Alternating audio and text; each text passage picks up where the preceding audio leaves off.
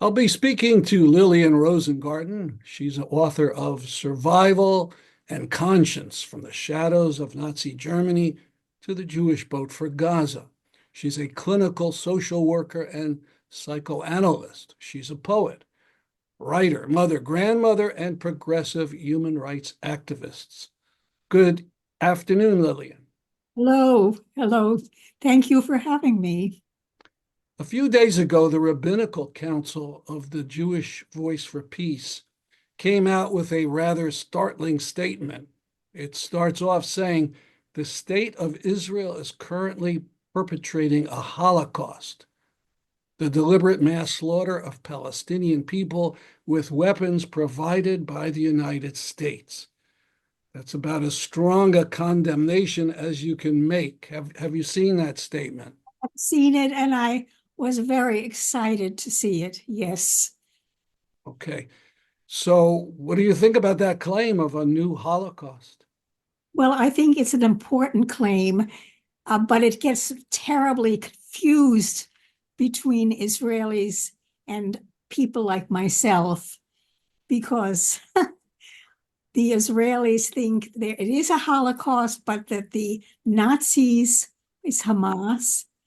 And I think it's a Holocaust and the Nazis are the Israelis. Yeah, yeah. Um, That's how it's tremendously different.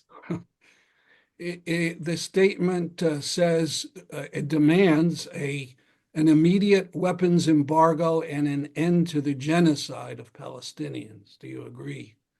It's hard to answer that. I mean, it has to end, but this is not what my thinking was. Of course, it has to end and someone has to end it, but it isn't going to end immediately.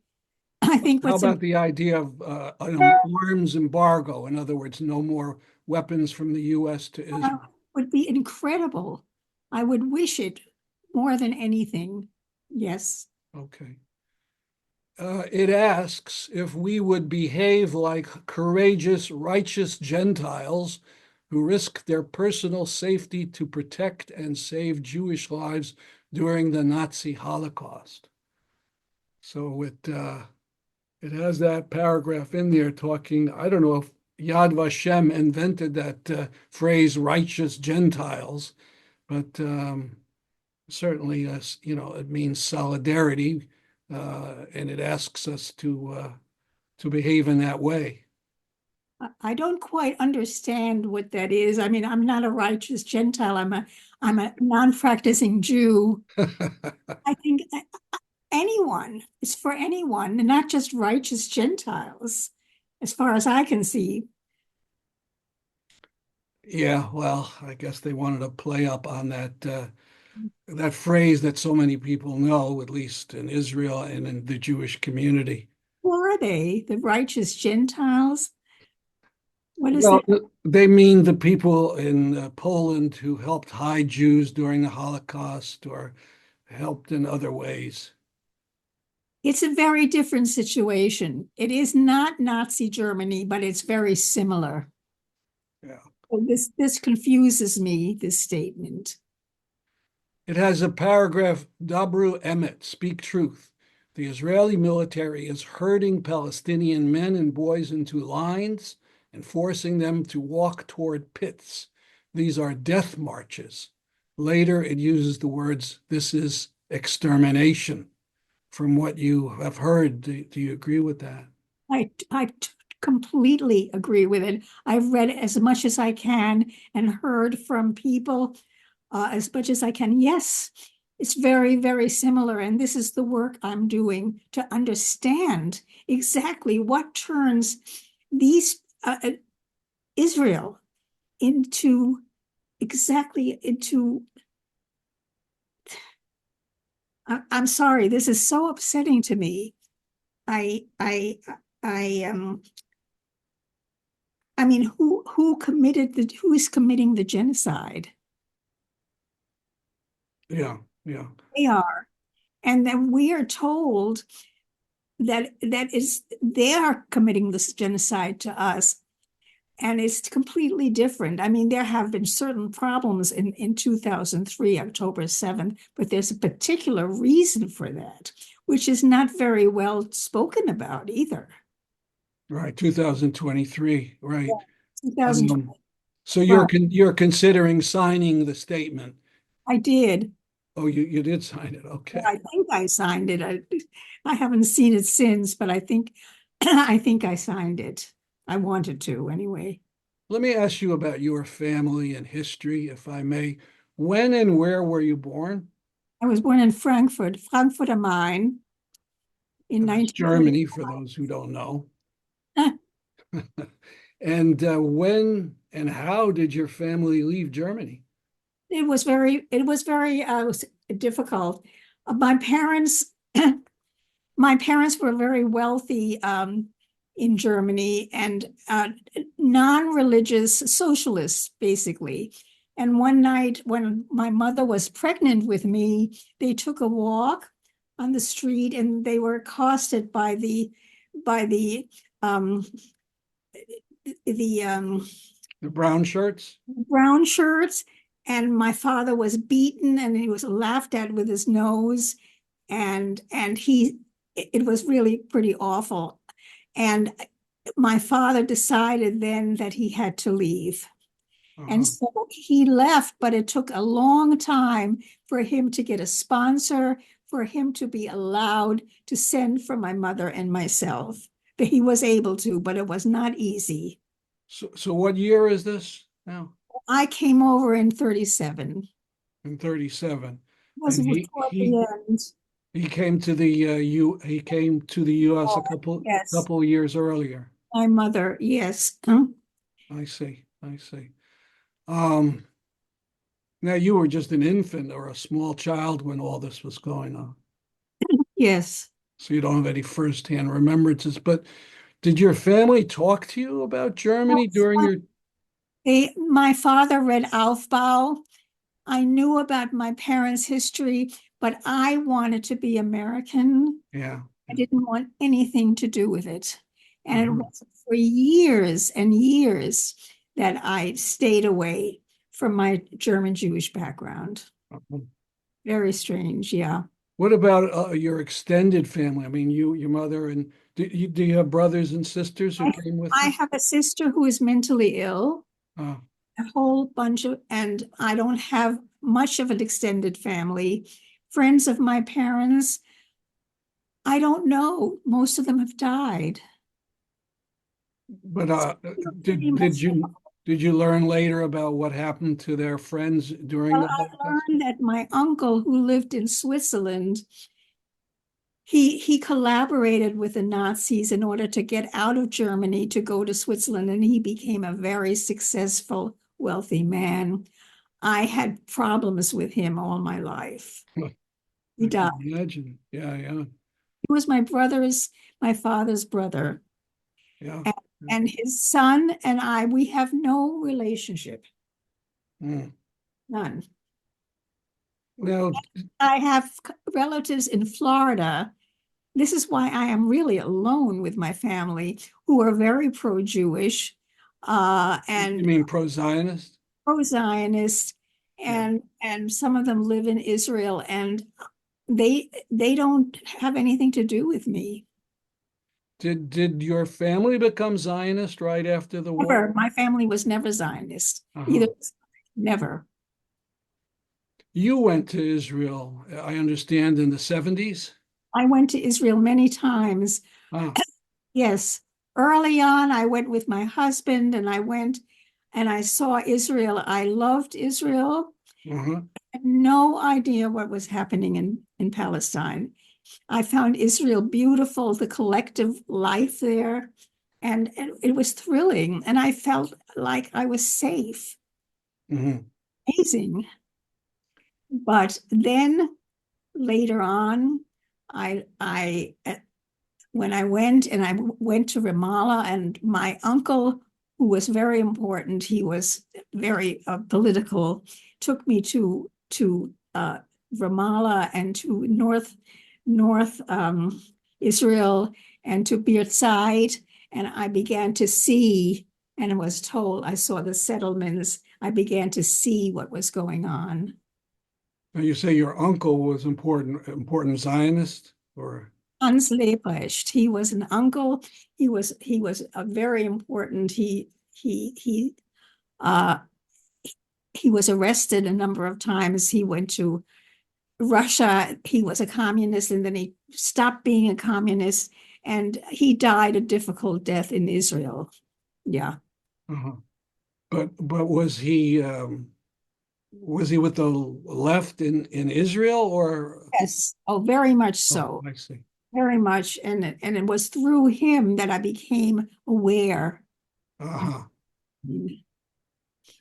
And when you mentioned the collective life, so you went to a kibbutz, I or went to several kibbutzes, and I talked to some of my relatives. They had houses with plants and fruits, and they were happy. And it was amazing. There was nothing about, I mean, I don't, the word Palestinian wasn't even expressed, and I was not yet aware. Mhm. Yeah. So when did things change? You say little by little. What about the 82 war, the Lebanon war? Because Well, that was the big thing for me. yeah, the 82 war, I began to see, I began to hear, I wasn't there, but I began to hear some awful things. Mhm. Yes. Um, I think and I think I'm probably skipping, but when I heard that a Jewish boat, a small boat, was going to Gaza, I decided I had to go with them, with 4 Jews and a captain and a couple of refuseniks from Israel. Um, we went and they took me. There were thousands of people who wanted to go. I was very lucky, and that really, really, it was a nightmare. It was as if I was on a boat with Germans around. Mm. No, And this is 2010. You have jumped way ahead. That's okay. right after the Mavi Marmara, which was earlier that spring. This Right. was September. And we were going for the Yom Kippur area time, Hmm. some food, and bringing one man was bringing his harmonica. He died heartbroken, absolutely heartbroken. And Wait, he died on the trip? no, no, Oh, afterwards. I see. Yeah, yeah. After And this was a boat all by itself. It wasn't with other boats. all catamaran. It was amazing. And that they had fixed up. It had a captain, it had a few places to sleep, a kitchen, and we were on that. And we put our flags up, and we uh my mind, I am a little bit anxious talking. I could feel my mind sort of clamming shut right now.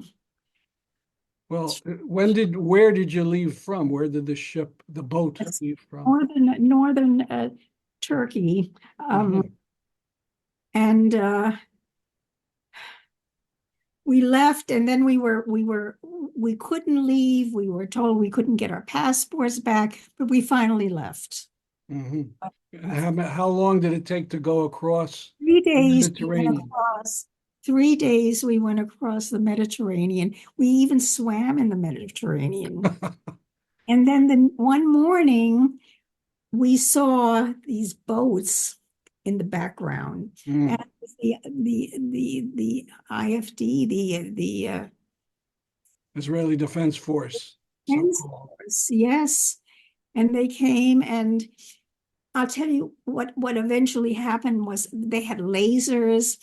They they they they came and they shot 2 people who were Israelis in the heart. One of them, they survived. But they stepped on all of the harmonicas of this 86-year-old man, the one who died, this wonderful, wonderful man. They came, and it was horrible. And then they dragged our boat to Ashto, and we had to Mhm. climb They were taken to prison. Hmm. Prison for the crime of trying to bring some supplies to Gaza. Yes, and I was told I couldn't come back for 10 years.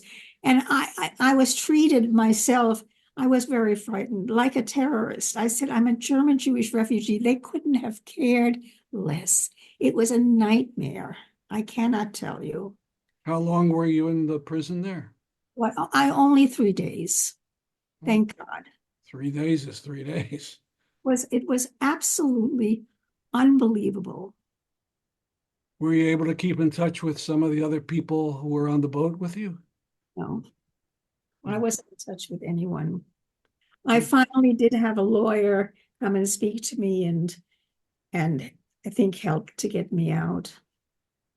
And what they put you on a plane back to the States? They put me in shackles up to the plane and led me out and took my passport, which they gave to the people on the plane, took the shackles off, and then I sat in the plane and I got my passport when we arrived in New York.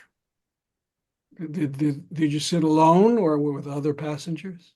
I sat, well, there were, I guess, I sat alone near the front. Yes. Did anybody ask what was going on? No, huh? Everything as usual. My gosh. Yeah. Yeah. So this is Israel defending itself from Jews it claims to protect. Exactly. Hmm. Absolutely unbelievable. And I am not a war person. I'm an artist, and when I was going to go, my family, I have my daughter, and I have two granddaughters who are now 21 and 30, Mhm. and a son. My other son, my oldest son, died of a drug addiction years ago. Mm. And and I see all of this as an aspect of my coming to America from Germany. I mean, there were so many terrible things that happened.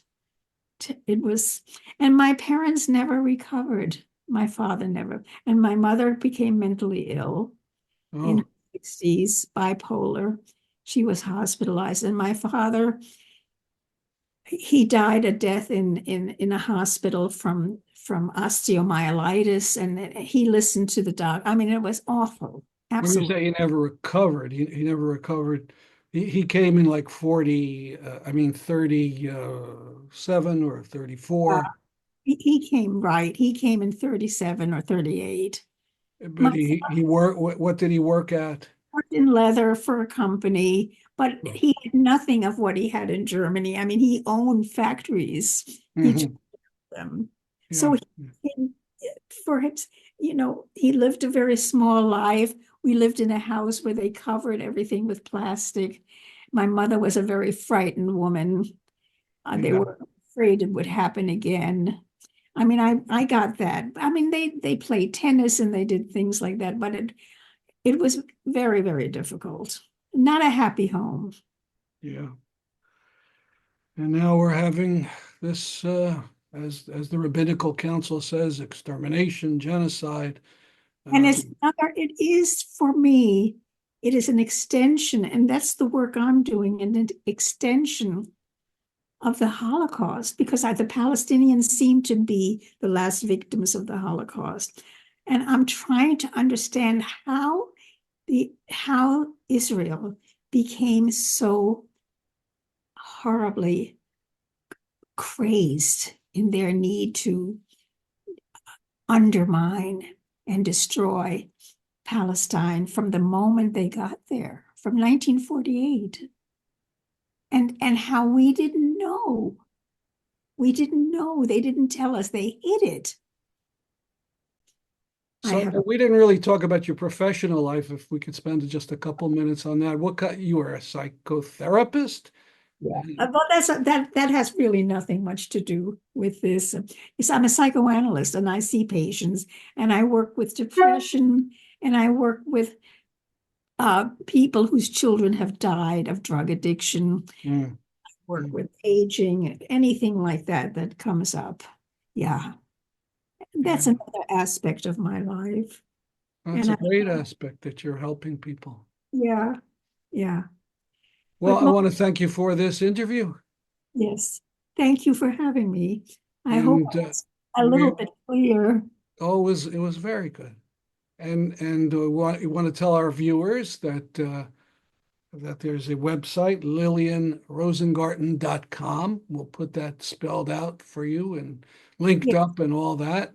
And book we hope is you, interesting. It's a very interesting book. It has half of it about my own personal life with my family, and then my life in Israel and on a Jewish boat and being in Gaza. And say the name of the book. uh, Survival and Conscience. You had it there. Oh, that's right at the beginning. Okay, yes, yes. And I'm Yeah, going to stop the recording in a second, and then if you can stay on a little bit, there's a few people on, and maybe there's some questions. right. All Sure. right. Well, again, thank you very Thank much you. for this Thank you interview. very much for having me on. It means a lot to me.